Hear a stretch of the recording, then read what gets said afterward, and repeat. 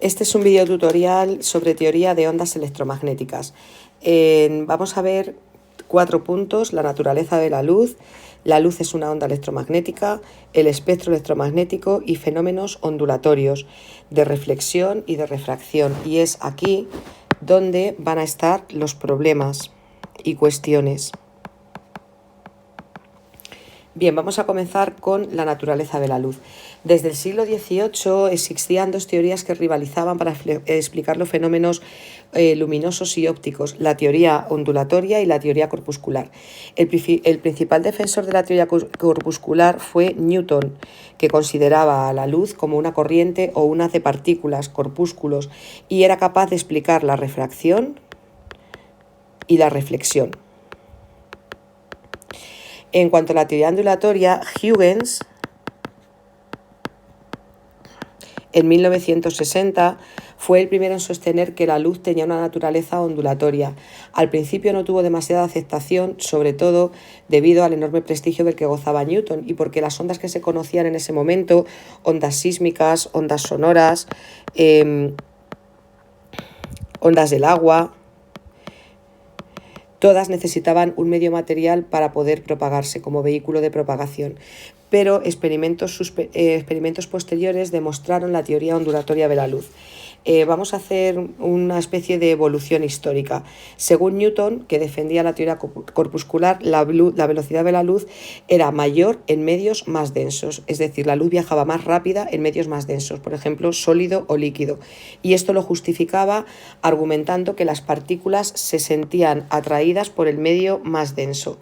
Sin embargo, Thomas Young hizo el experimento de la doble rendija.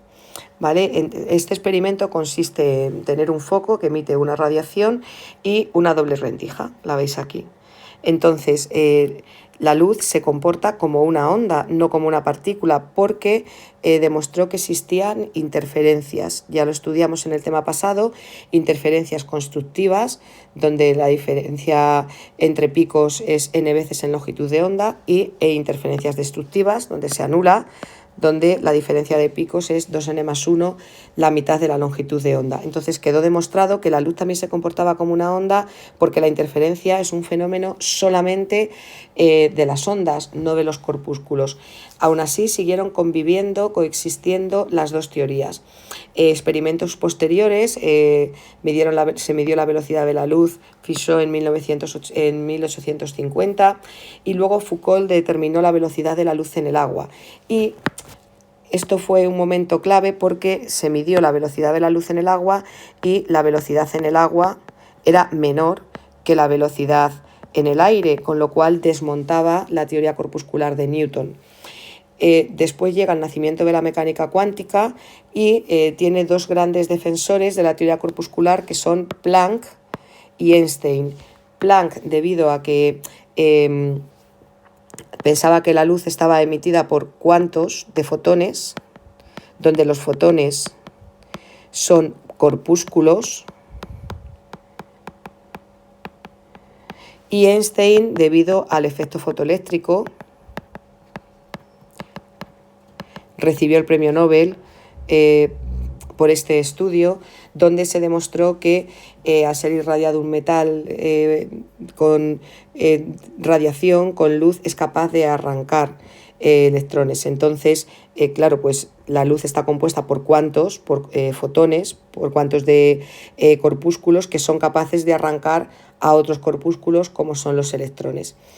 No fue hasta más tarde cuando se apostó por que coexistiesen las dos teorías, lo que llamamos la dualidad onda-corpúsculo, es decir, bajo determinadas circunstancias la luz se comporta como una onda y con otros parámetros se comporta como un corpúsculo. No fue hasta de Broglie, que también fue premio Nobel, cuando de Broglie lo que hizo fue ampliar esta dualidad onda-corpúsculo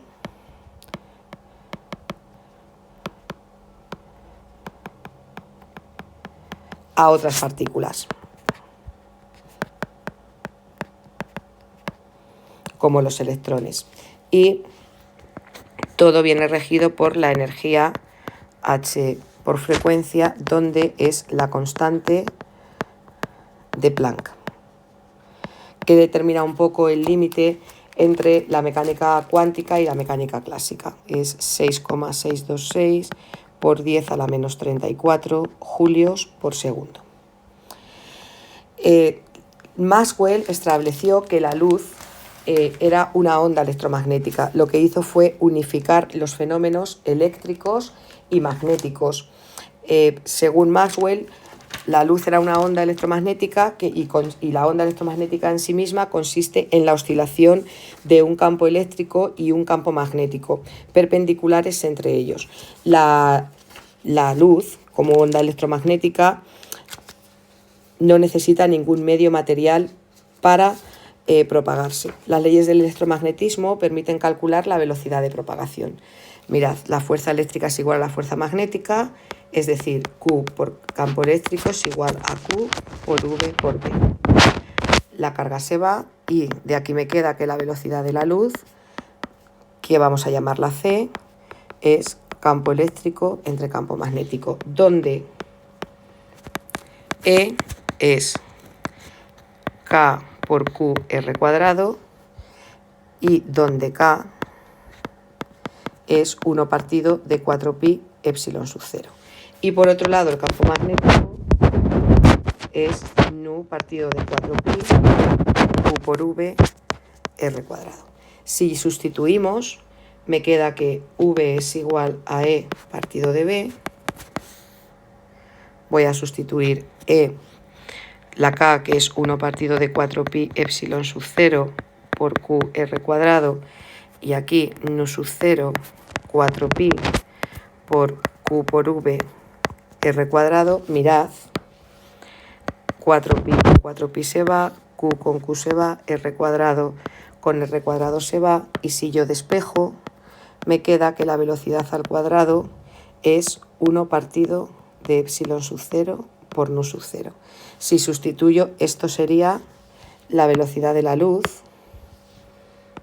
C es la raíz de 1 epsilon sub 0 nu sub 0. Si sustituyo estos valores, me queda 8,85 por 10 a la menos 12 por 4pi por 10 a la menos 7.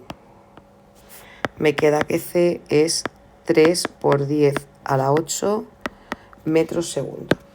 O sea que queda demostrada la velocidad de la luz igualando fuerza eléctrica a fuerza magnética. Si hacemos el análisis adimensional, nos queda que epsilon sub 0 se mide en culombio cuadrado, newton metro cuadrado, nu sub 0 se mide en newton culombio segundo cuadrado, y eso al final me queda metro segundo. Como la luz es una onda, tiene propiedades de la onda. Esto ya lo hemos visto en el tema pasado. La propagación de una onda, ya sabéis que se propagan en el medio se propaga en el medio la energía que se ha producido en el foco. Sabéis que la potencia es la energía entre el tiempo, que la intensidad de la onda es la potencia entre la superficie, que en una onda tridimensional, que el frente de onda es esférico, la superficie es 4pi r cuadrado, y se demostró anteriormente que la intensidad es proporcional a la amplitud al cuadrado. Esto es muy importante. Entonces, para una onda tridimensional, como son las ondas electromagnéticas, ya se demostró que la relación de intensidades es igual al cuadrado de las distancias, y también que la relación de amplitudes es igual a la relación entre la distancia. Como todas las ondas, mientras se propaga en un medio homogéneo, no varía ni la frecuencia ni la longitud de onda, es decir, la velocidad de propagación es constante. ¿Qué fenómenos vimos además de propagación de una onda? La absorción de la luz. Ya sabéis que el medio material por el que se propague la luz puede absorber cantidad de luz. 0 por E menos beta X. Por ejemplo, la luz solar en realidad es un conjunto de ondas electromagnéticas de diferente energía que se propagan juntas y se fabrican cristales que dejan pasar una radiación y otro tipo de radiación no. Y también vimos el efecto Doppler en la unidad pasada, pero lo vimos aplicado al sonido y ahora lo vamos a ver aplicado a una onda electromagnética. Es análogo al sonido, es decir, si el emisor y el receptor se alejan, la luz muestra una longitud de onda desplazada hacia valores más largos, es decir, hacia menores frecuencias, hacia el rojo. Se llama corrimiento hacia el rojo. Y si el emisor o el receptor se acercan, ocurre lo contrario. La luz muestra una longitud de onda desplazada hacia valores más cortos, es decir, hacia mayores frecuencias, y esto se llama corrimiento hacia el azul. Esto es muy importante porque a principios del siglo XX se descubrió que muchas nebulosas presentan un corrimiento hacia el rojo.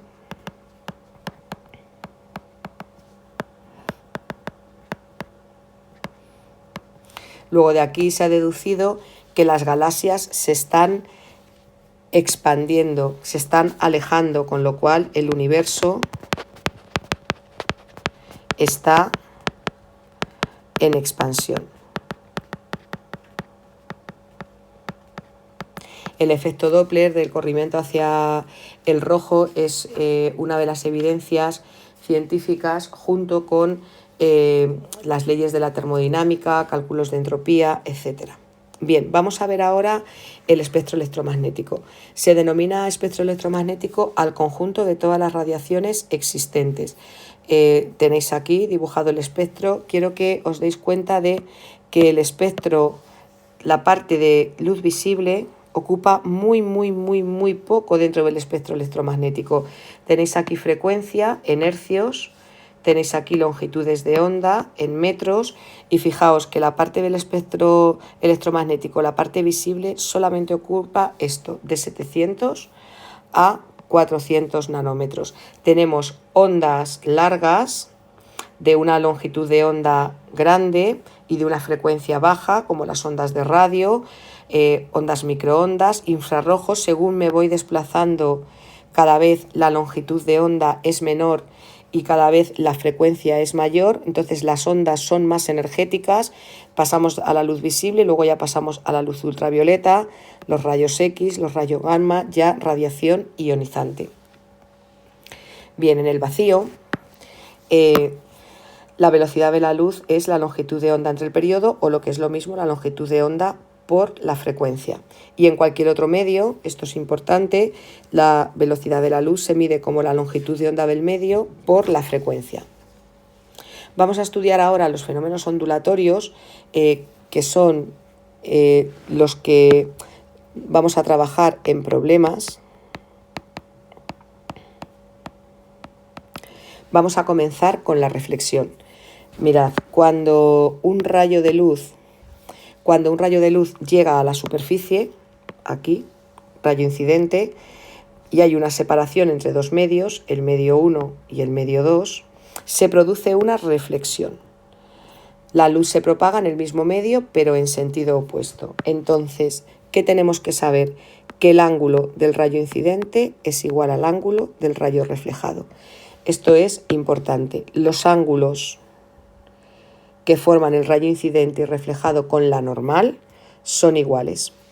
También la velocidad del rayo incidente es igual a la velocidad del rayo reflejado. Las velocidades de propagación del rayo incidente y reflejado son iguales, ya que el medio de propagación no cambia, porque el rayo incidente se propaga por el medio 1 y luego el rayo reflejado también se refleja por el medio 1.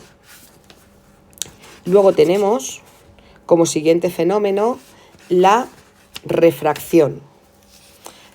Mirad, vamos a ver las leyes de la refracción. Tenemos dos medios, llega el rayo incidente por el medio 1, atraviesa al medio 2 y esto se llama rayo refractado. ¿De acuerdo? Ahora la luz, el rayo cambia de medio. Las leyes de la refracción me dicen que el rayo incidente, el rayo refractado y la normal siempre van a estar en el mismo plano y que el ángulo refractado depende de la velocidad de propagación de la onda en el medio 2, ¿de acuerdo? El ángulo refractado depende de la velocidad de propagación en el medio 2. Es decir, que en este caso, no como en la reflexión, la velocidad del rayo incidente es distinta a la velocidad del rayo refractado. Esto tiene su lógica porque cambia de medio. Entonces vamos a ver la ley de Snell, que es la que siempre vamos a utilizar, casi siempre, para los problemas, que me dice que el seno del ángulo incidente entre la velocidad del ángulo incidente tiene que ser igual al seno del ángulo refractado entre la velocidad del rayo refractado, donde la velocidad es la velocidad de la luz en el vacío entre el índice de refracción del rayo incidente y del rayo refractado. Luego esto puedo ponerlo como n índice de refracción del rayo incidente por el seno del ángulo incidente va a ser igual al índice de refracción del rayo refractado por el seno del rayo refractado. Esta es la expresión de la ley de Snell que más vamos a utilizar. En el vacío, el índice de refracción sería la velocidad de la luz en el vacío entre la velocidad de la luz en el vacío, es 1. Y esto no es un dato que se dé en los ejercicios, hay que saberlo. Es de las pocas constantes para los problemas que debéis saber. Esto es lo que más se utiliza para hacer los ejercicios, la ley de Snell. Ocurre también que depende de cómo sea la velocidad en el medio 2, vamos a tener un ángulo o vamos a tener otro ángulo. Mirad, en este primer caso,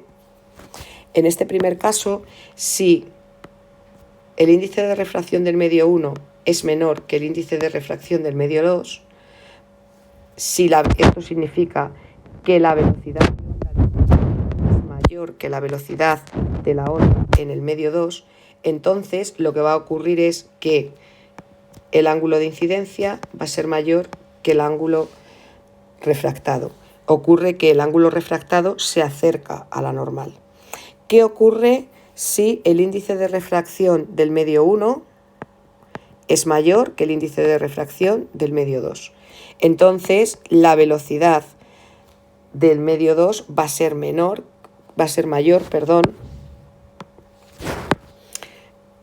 que la velocidad del medio 1 y el rayo refractado va a ser mayor que el rayo incidente. Veis que se aleja de la normal. Muchas veces ocurre que si el medio 2 permite la propagación de la luz, por ejemplo, tenemos como medio 2 agua, vidrio, metacrilato, lo normal es que ocurran las dos propiedades a la vez, que haya parte de la luz que se refleje y que haya parte de la luz que se refracte. Otro tipo de cuestiones es en las que nos piden el ángulo límite. Esto también se utiliza en problemas. Se denomina ángulo límite o ángulo crítico al mayor ángulo que puede formar un rayo incidente con la normal para que se produzca la refracción. Es un ángulo de incidencia mayor al ángulo límite, produce una reflexión total, que lo vamos a ver ahora. Para que suceda este fenómeno, se tiene que cumplir unas condiciones. El rayo de luz debe pasar de un medio más refringente, es decir, debe pasar de un medio de mayor n, o sea, este sería el medio 1, a un medio, al medio 2, de menor índice de refracción. Un medio más refringente a otro menos refringente. Por ejemplo, que pase del agua al vidrio o del agua al aire. El agua tiene mayor índice de refracción. Entonces, llamamos ángulo crítico cuando el ángulo refractado es de 90 grados con respecto a la normal. Si aplicamos Snell, tenemos que NI por seno del ángulo límite Ese es el ángulo, con qué ángulo tiene que incidir el rayo incidente para que se produzca un ángulo refractado de 90 grados. NR por seno de 90. El seno de 90 es 1, con lo cual me queda que el seno del ángulo límite es NR entre NI. El índice de refracción del medio que refracta entre el índice de refracción incidente. Lo que ocurre es esto. El ángulo límite lo que hace es que al refractar vaya rasante a la superficie del medio. Para ángulos mayores que el ángulo límite, es decir, para ángulos mayores que el ángulo límite, ocurre la reflexión total. No hay nada que refracta. Si yo tengo aquí un ángulo mayor que el ángulo límite, refracción total. No hay nada que refracte y reflexiona todo. O sea, esto es importante. Para ángulos mayores que el ángulo límite, ocurre la reflexión total. Esto se aprovecha para la fibra óptica. En el interior se produce la reflexión total del haz de luz y la información viaja sin casi pérdidas. Otro fenómeno ondulatorio es la refracción en un bloque de caras planas. Cuando un rayo incide en un bloque de caras planas, formando cierto ángulo, se producen reflexiones y refracciones en la primera y en la segunda cara que pueden dar lugar a varios rayos. Fijaos que tenemos el rayo incidente y al salir por la segunda cara, el rayo refractado emergente, que es este de aquí, es paralelo al rayo incidente. Tenemos el rayo incidente que entra por la primera cara y al salir por la segunda cara, el rayo emergente es paralelo. Y rayo incidente y rayo emergente están separados por una distancia d. Ambos rayos están separados por una distancia d. El rayo incidente y el rayo emergente están separados por una distancia d. Bien, se cumple que esta distancia d es igual a e, a la distancia e, por el seno de I menos R entre el coseno de R. Esto nunca cae en los ejercicios, pero bueno, como viene en la teoría, lo vemos. Y por último, vamos a ver la refracción en un prisma. En un prisma, los rayos incidentes en la cara 1 y emergentes en la cara 2 no van a ser paralelos, como ocurría antes. Aquí tenemos el rayo incidente y aquí tenemos el rayo emergente. Estos dos rayos no son paralelos.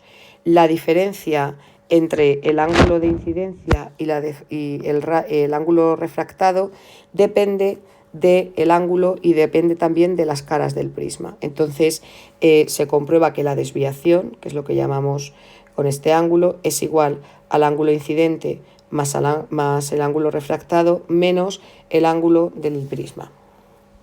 Y ya para terminar, vamos a hablar de la desviación, de la dispersión de la luz.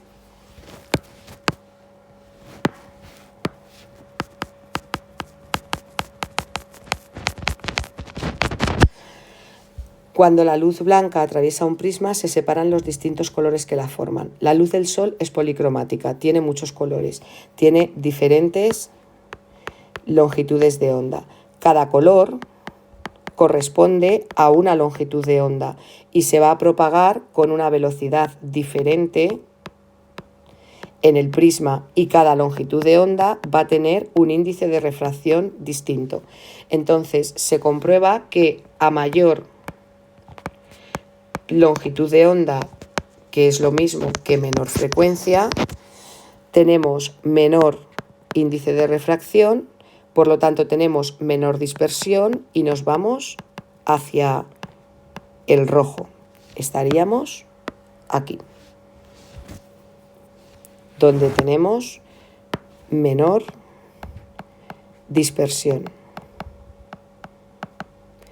Y por el contrario, a menor longitud de onda, mayor frecuencia, porque siempre son inversamente proporcionales, tendremos mayor índice de refracción. Y entonces hay un corrimiento hacia el violeta. En este caso tenemos mayor dispersión.